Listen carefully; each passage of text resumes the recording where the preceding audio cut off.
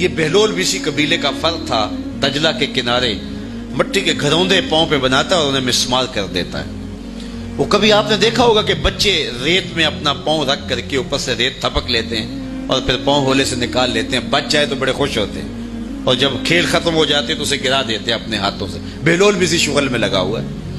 بہلول یہ کام کر رہا ہے، گروندے بناتا ہے گراتا ہے، گروندے بناتا ہے گراتا ہے۔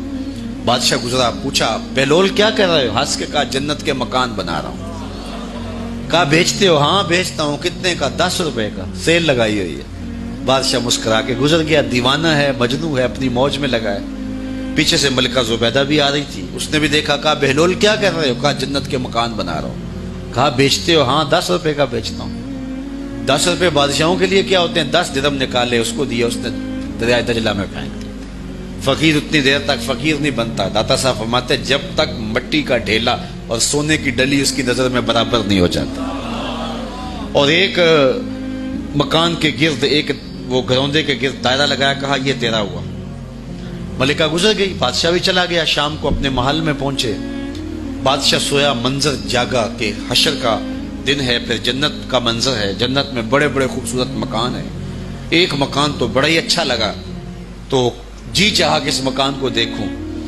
تو جب قریب گیا تو دروازے پہ لکھا تھا ملکہ زبیدہ۔ شوق سے آگے بڑھا تو دربان نے روک دیا، کہا یہ ملکہ کا ہے؟ کہا وہ میری ہی ملکہ ہے۔ کہا دنیا کے ضابطے اور ہیں، آخرت کے ضابطے اور ہیں۔ بادشاہ کی آنکھ کھل گئی، بے چین ہو گیا، ملکہ کو بیدار کیا، کہا تو کون سا نیک عمل کیا ہے؟ میں نے جنت میں تیرا یوں مال دیکھا ہے۔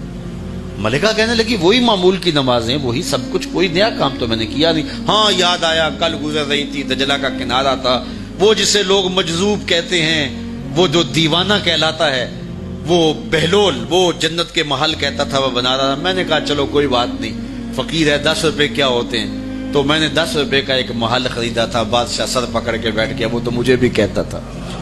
میں دیوانے کی بات سمجھ کے گزر گیا۔ اگلے دن بادشاہ قصدن گزرا۔ جب قصدن گزرا نا تو دل دھڑک رہا تھا کہ کہیں مجذوب پھر آج مل جائے اور اسی موج میں ہو تو کام بن جائے۔ دیکھا تو بہلول وہاں بیٹھا ہوا ہے، آگے بڑھ کے دیکھا تو کام بھی وہی۔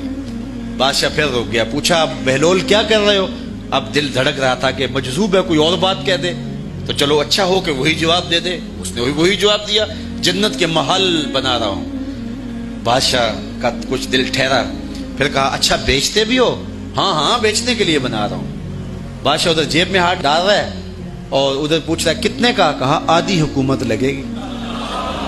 کہا کل تو 10 روپے کے بتا رہے تھے۔ کہا کل تم نے دیکھا نہیں تھا، آج سودا دیکھ کے لے رہے۔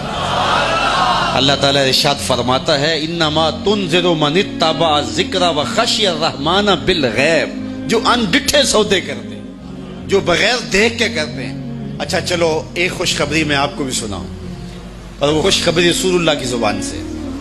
حضور نے فرمایا طوبی لمن رآنی وآمن بی وطوبی 7 مرات من لم یرانی وآمن بی۔ فرمایا صحابہ تمہیں مبارک ہو ایمان کی کہ تم نے مجھے دیکھا اور میرے اوپر ایمان لائے، اور کہا انہیں 7 مبارکیں ہوں جنہوں نے مجھے دیکھا بھی نہیں ہوگا اور پھر بھی ایمان لائیں۔ انما تنذر من اتبع الذکر وخشی الرحمن بالغیب فبشرہ بمغفرۃ واجر کریم۔ ان کو بشارت دے دیجئے بڑی عزت والے اجر کی اور خوشخبری بھی۔ تو جس اجر کو میرا رب بھی کریم کہہ رہا ہے وہ اجر کیسا ہوگا؟